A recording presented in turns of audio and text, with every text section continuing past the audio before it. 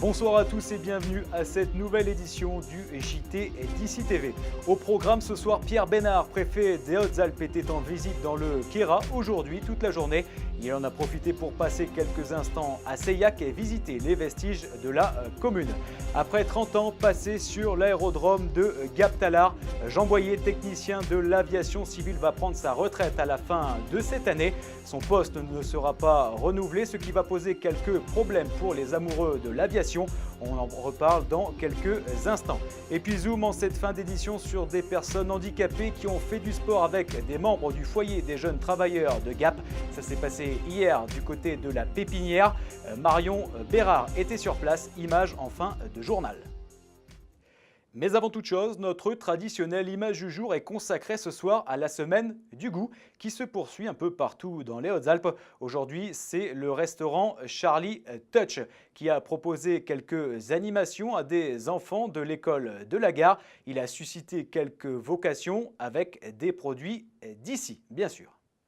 Visite dans le Queyras aujourd'hui pour Pierre Bénard. Le préfet des Hautes-Alpes a notamment visité la commune de Seillac, située à 1600 mètres d'altitude, avec la découverte pour lui de l'église Saint-Sébastien qui date du XVIe siècle. Olivier Milleville a suivi la visite pour vous. Il est 9 h. Devant la mairie de Seillac, un homme attend impatiemment quelqu'un. On attend monsieur le préfet qui fait sa visite dans la vallée du Queyras.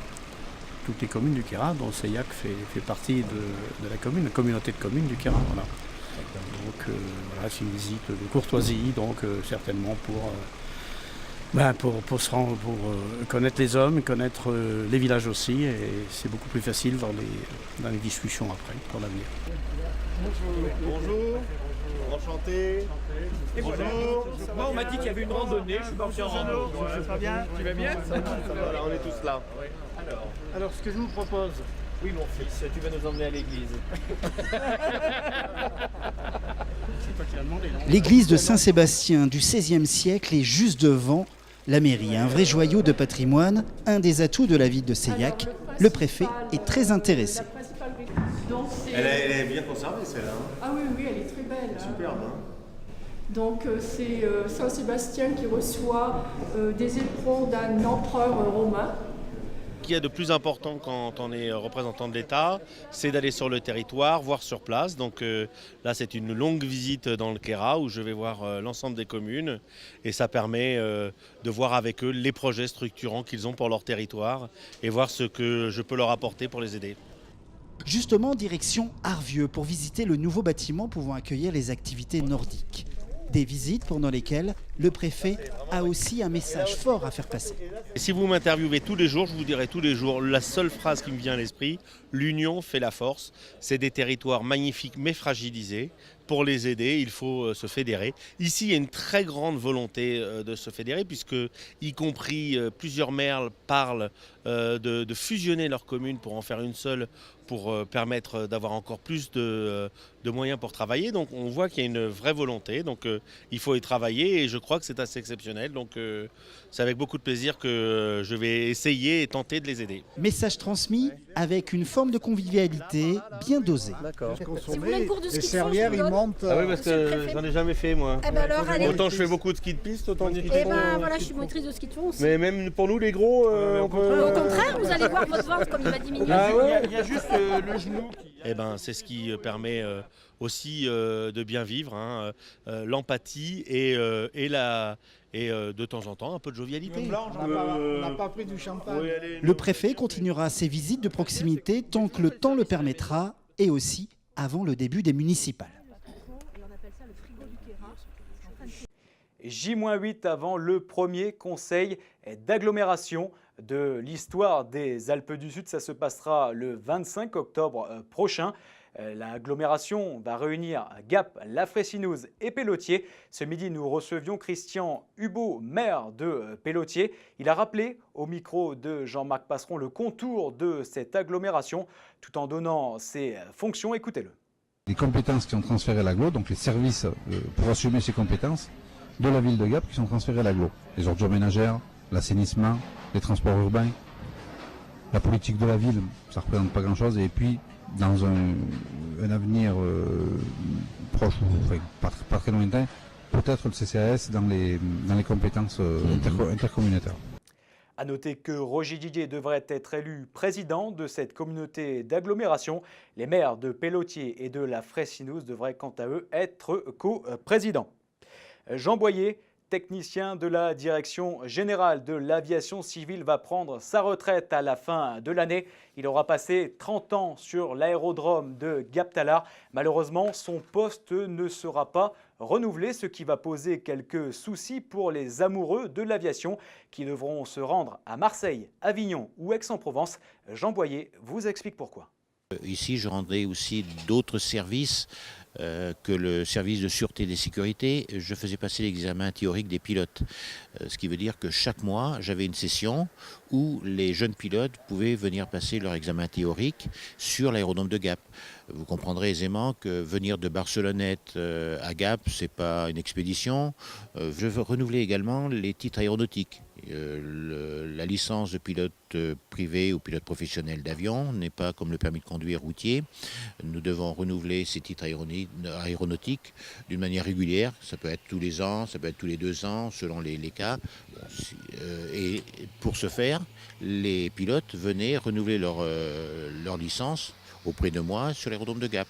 Pareil, ce sont des pilotes qui venaient des 8 aérodromes qui se trouvent sur les 2 départements. Maintenant, ces personnes devront se rendre à Marseille ou à Avignon ou à Nice pour faire cette procédure-là. Donc, vous comprendrez aisément que venir de Briançon à Gap, c'est facile.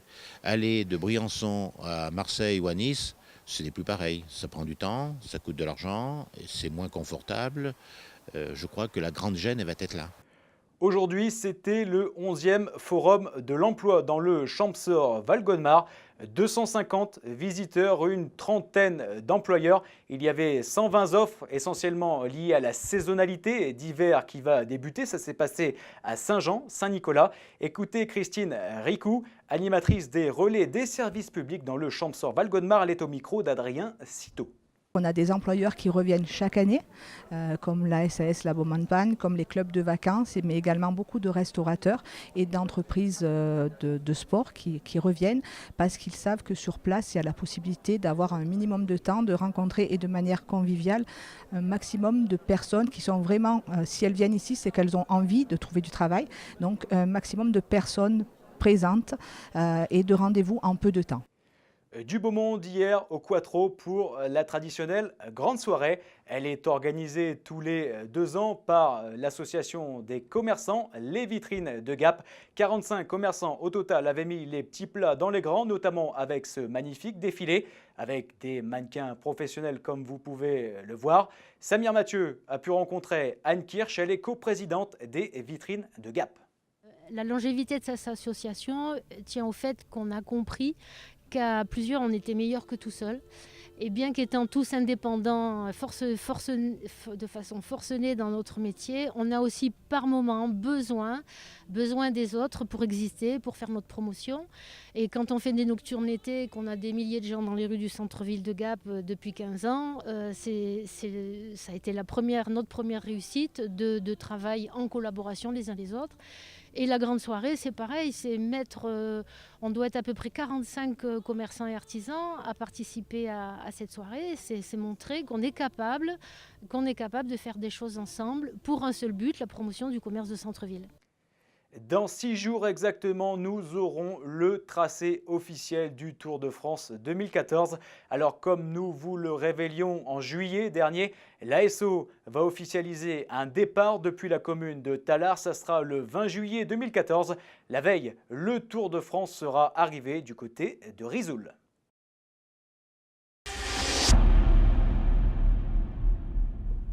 L'association des paralysés de France et l'association Alpe Regard 05 ont sensibilisé des membres du foyer des jeunes travailleurs pendant 2 jours.